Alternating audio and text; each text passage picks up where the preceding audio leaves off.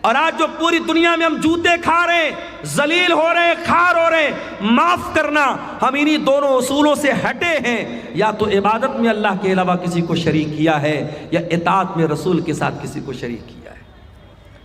آج آپ دیکھ لیں، مسلمان ہندوستان میں پہچانا جاتا ہے اجمیر شریف سے۔ اجمیر شریف سے اس کی پہچان ہوتی ہے کہ خواجہ صاحب کی درگاہ پر چادر چڑھائی جا رہی ہے، پرائم منسٹر کی طرف سے اور راشٹرپتی کی طرف سے چادر چڑھائی جا رہی ہے، اور مسلمان بیچارہ بڑا خوش ہوتا ہے ہماری مزار پہ پرائم منسٹر کی طرف سے چادر آ رہی ہے۔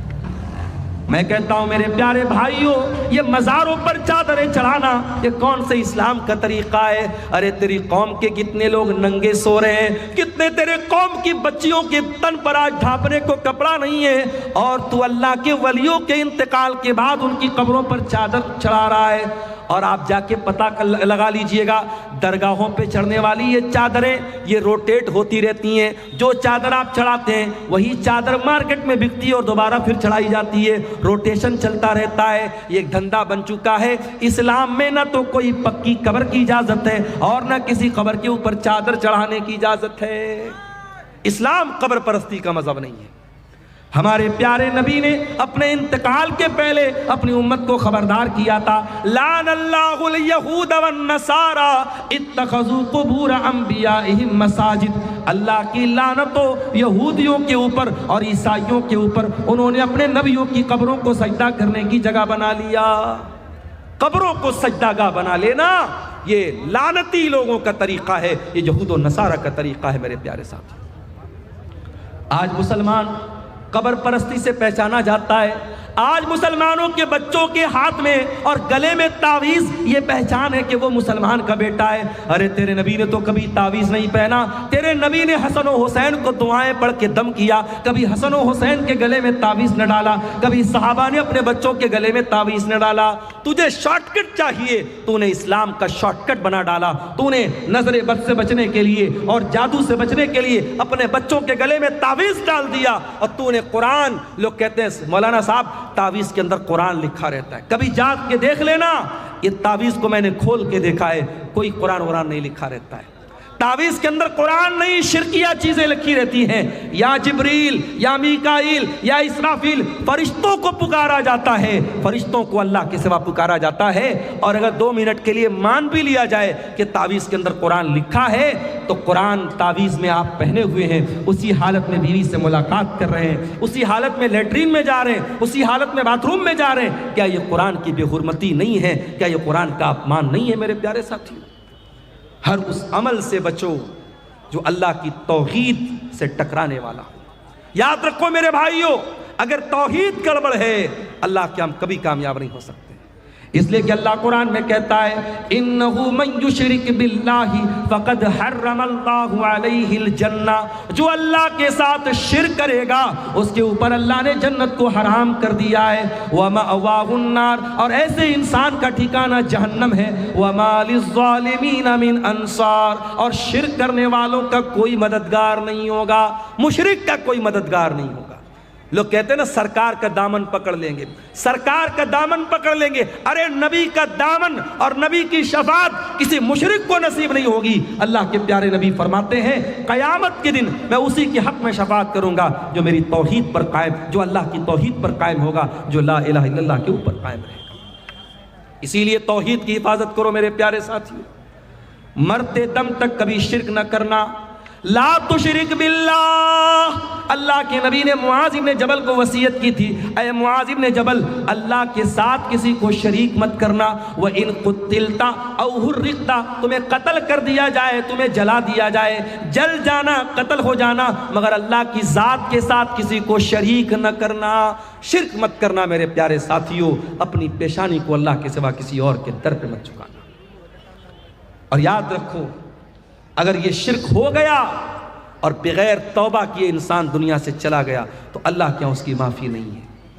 ان اللہ لا یغفر ان یشرک بہ ویغفر ما دون ذلک لمن یشاء، جو دنیا سے شرک کر کے چلا گیا اور شرک کی حالت میں مر گیا، اللہ فرماتا ہے اس مشرک کی ہم مغفرت نہیں کریں گے، مشرک کی اللہ تعالیٰ کی معافی نہیں۔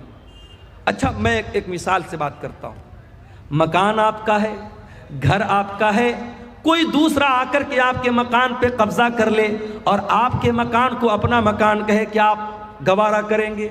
آپ کی بیوی نکاح آپ کر کے لائے اور آپ کے بجائے کسی اور کو شوہر مانے، کیا آپ گوارا کریں گے؟ نہیں نہیں، میری بیوی ہے، میرے علاوہ کسی اور کو نظر بھر کے دیکھے ہم تو یہ بھی گوارا نہیں کریں گے۔ جب ہماری غیرت یہ تقاضا کرتی ہے کہ جو چیز ہماری ہے اس پر کسی اور کا حق نہ ہو، اللہ تو ہم سے زیادہ غیرت والا ہے، اللہ تو سب سے زیادہ غیرت والا ہے، اللہ کی غیرت کو گوارا نہیں ہے کہ عبادت میں اللہ کے ساتھ کسی کو شریک کیا جائے۔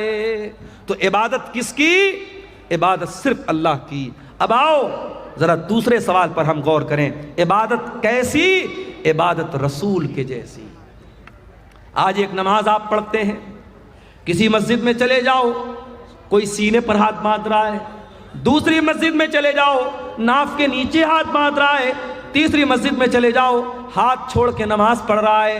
ایک نماز اسلام کی عبادت ہے، 36 طریقے سے نماز پڑھی جا رہی ہے، ہر مسجد میں ایک نیا طریقہ ہے۔ ایک مسجد میں گئے، السلام علیکم ورحمت اللہ، السلام علیکم ورحمت اللہ کہنے کے بعد امام صاحب اور مقتدی لوگ زور سے کہتے اللہ اکبر، استغفر اللہ استغفر اللہ استغفر اللہ۔ دوسری مسجد میں گئے، امام نے سلام پھیرا، جلدی سے ہاتھ اٹھایا، امام دعا کرنے لگا، پیچھے مقتدیوں نے بھی ہاتھ اٹھایا اور امام کی دعا پر آمین کہا۔ نماز کے طریقے میں اتنا متبھید کیوں ہے؟ نماز کے طریقے میں اتنا فرق کیوں ہے؟ کیوں اپنے اپنے مسلک کی طریقے کی نمازیں بنا کے آپ نے رکھی ہیں؟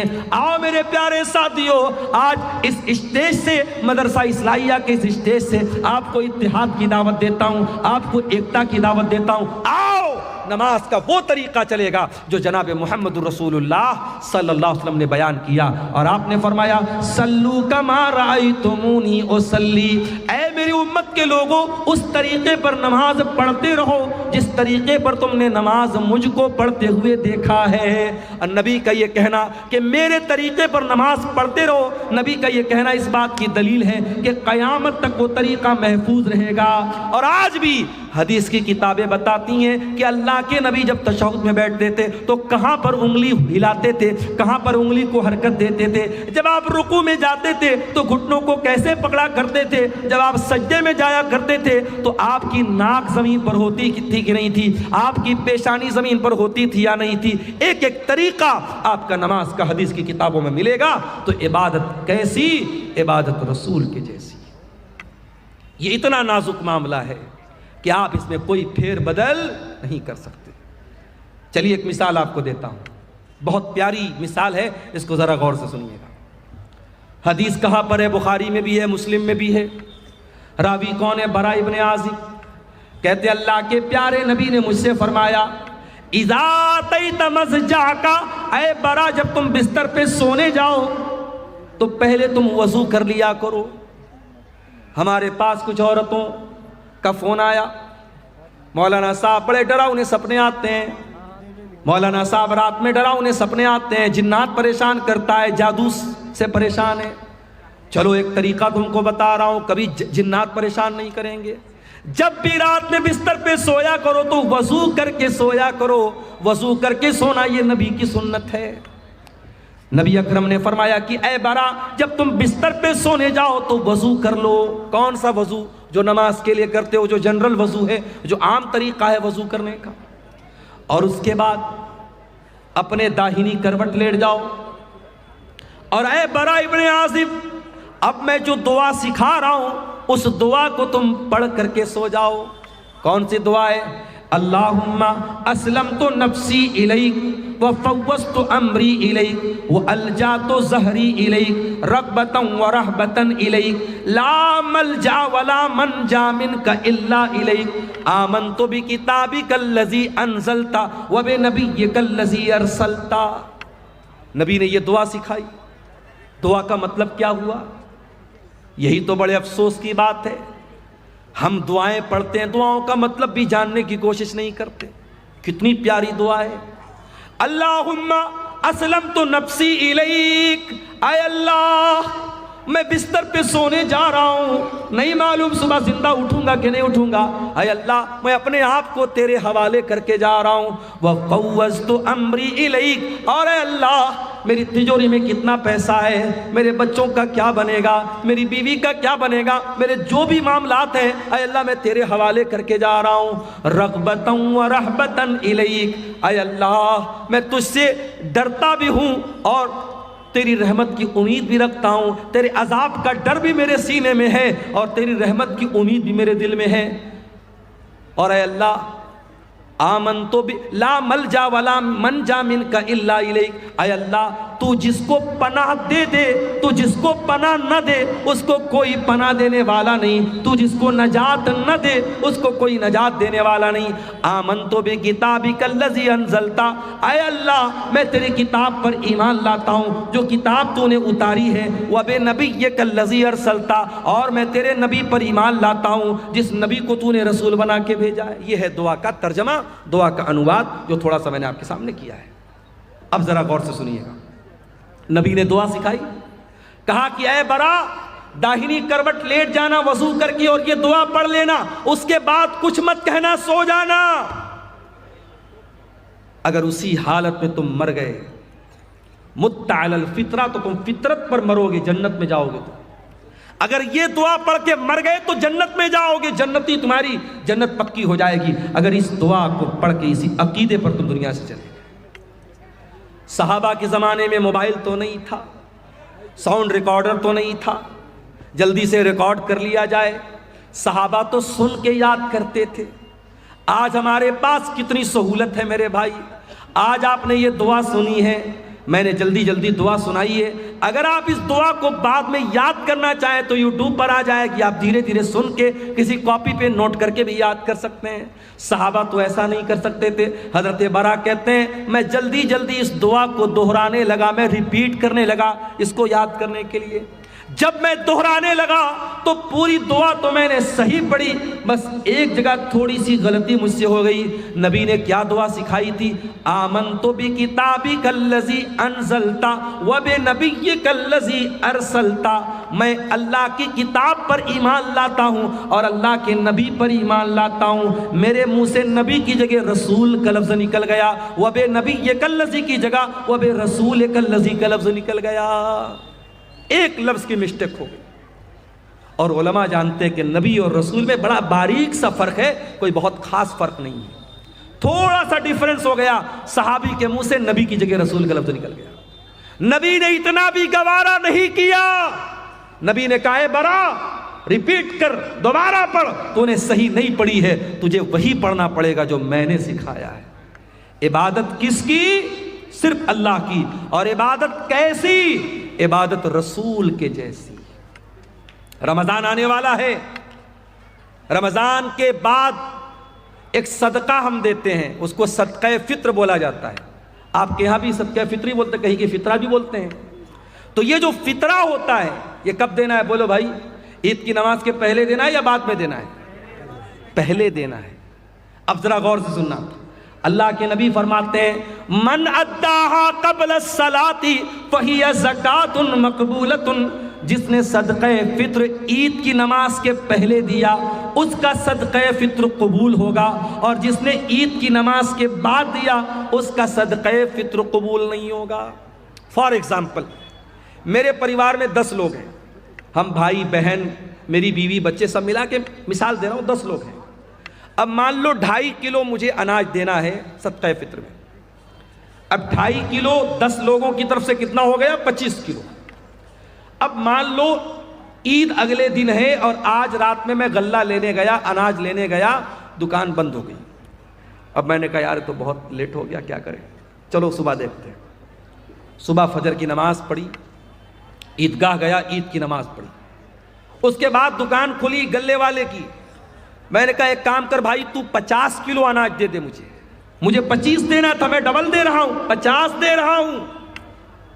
لیکن اللہ کے نبی فرماتے ہیں کہ آپ نے عید کی نماز کے بعد میں دیا تو آپ کو صدقہ فطر کا ثواب نہیں ملے گا، کوانٹیٹی ڈبل ہو رہی ہے۔ میں ڈبل ماترا میں دے رہا ہوں مگر وہ ثواب نہیں ملے گا. صرف 15 منٹ کا فرق پڑ گیا. نماز کے پہلے دیتا تو صدقہ فطر قبول ہو جاتا, نماز کے بعد دے رہا ہوں تو قبول نہیں ہوگا. یہ ہے شریعت. عبادت کیسی؟ عبادت رسول کے جیسی. آپ ٹائمنگ بھی ذرا سی چینج کریں گے تو عبادت اللہ کے قبول نہیں ہوگی. ایک اور مثال دیتا ہوں. ہمارا دوسرا تہوار کون سا ہے؟ بولو بھائی. عید کے بعد کون سا تہوار ہے دوسرا؟ شب برات کہ محرم؟ عید میلاد النبی ہے, عید الاضحیٰ, بقرعید کا تہوار. بقرعید کے تہوار پہ آپ قربانی کب کرتے ہیں؟ عید الاضحیٰ کی نماز کے پہلے کرتے ہیں یا بعد میں کرتے ہیں؟ کوئی پہلے کرتا ہو ذرا ہاتھ اٹھائے. کوئی پہلے تو نہیں کرتا نا. اللہ کے نبی نے فرمایا من ذبح قبل الصلاۃ, جس نے قربانی عید کی نماز کے پہلے کی, جس نے بعد میں کی, فقط تم نسکہ, اس کو قربانی کا ثواب ملے گا. اور جس نے عید الاضحیٰ کی نماز کے پہلے قربانی کی اس کو گوشت ملے گا, قربانی کا ثواب نہیں ملے گا. آپ ڈبل بکرا لے آئے, ڈبل جانور لے آئے, 2 کرتے تھے 4 لے آئے, لیکن اگر آپ نے عید الاضحیٰ کی نماز کے پہلے قربانی کر دی آپ کی قربانی اللہ کے قبول نہیں ہوگی. عبادت کیسی؟ عبادت رسول کے جیسی. ایک اور مثال آپ کو دیتا ہوں. حج کرنے جو لوگ گئے ہیں اللہ ان کا حج قبول کرے. جو اس سال جانا چاہتے ہیں اللہ صحت و سلامتی کے ساتھ ان کو روانہ فرمائے. اور جن کے دل میں ارادہ اور خواہش ہے اللہ زندگی میں ان کی خواہش پوری فرماتے ہیں. حج میں آپ جاتے ہیں, بڑے آرام سے مکہ میں ہوٹل میں ٹھہرے ہوئے ہیں. پہلے آپ گئے عمرہ کر لیا, عمرہ کر کے آرام سے نارمل کپڑا پہنا, آرام سے مکہ میں ہوٹل میں رہ رہے ہیں. 8 ذی الحجہ کی تاریخ آئی, نبی کا حکم ہے 8 ذی الحجہ کی جیسے ہی تاریخ آئی چلو حاجیو احرام باندھو اور مکہ چھوڑ کے کہاں پہنچو؟ مینا میں. مکہ میں آرام سے اے سی ہوٹل میں کمرے میں رہ رہے تھے. مینا میں ٹینٹ لگا ہوا ہے, ہزاروں لاکھوں لوگ وہاں ہیں. وہاں ٹینٹ میں ہم کو جا کے رہنا ہے. اور وہاں جا کے کیا کرنا ہے؟ بس 5 ٹائم نماز پڑھنا ہے. 4 رکعت والی نماز کو 2 پڑھنا ہے. وہاں کوئی کام نہیں, صرف نماز پڑھنا ہے. اب کوئی اللہ کا بندہ کہے کہ یا اللہ میں آرام سے ہوٹل میں رہ رہا تھا, اے سی میں رہ رہا تھا, حرم میں نماز پڑھ رہا تھا, ایک نماز کا ثواب 1 لاکھ نماز کے برابر مل رہا تھا, مجھے مینا کیوں بھیجا جا رہا ہے؟ جواب یہ ملے گا عبادت کیسی؟ عبادت رسول کے جیسی. دین تیری مرضی کا نام نہیں ہے, دین تیری منمانی کا نام نہیں ہے. جہاں میرے نبی کا حکم ہے کہ تجھے مینا جانا ہے تجھے جانا پڑے گا. 9 ذی الحجہ کی تاریخ آئی, حاجی کو حکم ملا چل حاجی چل تم مینا سے عرفات جا. عرفات میں حاجی پہنچا, وہاں جا کے ظہر پڑھ لیا, عصر پڑھ لیا, ظہر اور عصر ایک ساتھ پڑھ لیا. اب ظہر سے لے کر کے سورج ڈوبنے تک 5 گھنٹہ 6 گھنٹہ کڑی دھوپ نکلی ہے, مئی کا مہینہ ہے. حاجی آرام سے اپنے مینا میں ٹینٹ میں رہ رہا تھا, اس کو عرفات میں بھیجا گیا ہے کھلے میدان کے نیچے 5-6 گھنٹہ. کیا کرنا ہے؟ کچھ نہیں کرنا ہے. کوئی نماز پڑھنا ہے؟ نہیں پڑھنا ہے. ظہر عصر کے بعد وہاں بیٹھ کے اللہ کا ذکر کرنا ہے, دعائیں کرنا ہے. یہ حج کا پورا طریقہ کبھی آپ غور کیجئے گا. حج کا پورا طریقہ ہمیں بتاتا ہے اسلام ہماری مرضی کا نام نہیں ہے, اسلام ہماری خواہشات کا نام نہیں ہے, اسلام اپنی اچھاؤں پر چلنے کا نام نہیں ہے. اسلام اللہ اور اس کے رسول کے طریقے پر چلنے کا نام ہے. عبادت کس کی؟ عبادت صرف اللہ کی. اور عبادت کیسی؟ عبادت رسول کے جیسی. میرے عزیزوں, آج افسوس کی بات ہے کہ مسلمان اپنے آپ کو مسلمان بھی کہتا ہے, نبی کا کلمہ پڑھنے والا بھی کہتا ہے, اور دین میں منمانی کرتا ہے, دین میں نئی نئی بدعتیں نکالتا ہے. مسلمان بھول گیا اس کے نبی اپنے ہر خطبے میں کہتے تھے وَشَرَّ الْأُمُورِ مُحْدَثَاتُهَا وَكُلُّ مُحْدَثَةٍ بِدْعَةٌ وَكُلُّ بِدْعَةٍ ضَلَالَةٌ وَكُلُّ ضَلَالَةٍ فِي النَّارِ. دین کے اندر ہر نیا کام بدعت ہے, اور ہر بدعت گمراہی ہے, اور ہر گمراہی جہنم میں لے کر کے جانے والی ہے. یہ بدعتیں ہمارا دنیا میں بھی جینا حرام کر رہی ہیں. ابھی میں نوگچھیا سے آپ کے کٹیہار آ رہا تھا, مجھے کسی نے بتایا وہاں پہ کوئی عرس ہو رہا ہے. عرس جانتے ہو؟ عرس کیا ہوتا ہے بھائی؟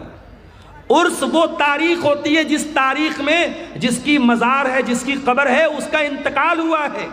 اس کے انتقال پر غم نہیں منایا جاتا, عرس منایا جاتا. کیوں؟ یہ عقیدہ رکھا جاتا ہے کہ اللہ کا ولی جس دن اس کا انتقال ہوا اس کی تو سہاگ رات ہے نعوذ باللہ۔ عرس کے معنی، یہ میں غلط ترجمہ نہیں کر رہا ہوں، عرس دلہن سے بنا، عریس سے بنا ہے، گویا کہ وہ اللہ سے ملاقات کر رہا ہے، اپنے محبوب سے مل رہا ہے، اس کی شادی کی رات ہے، اس خوشی میں عرس منایا۔ استغفر اللہ، یہ ہے عرس کی حقیقت۔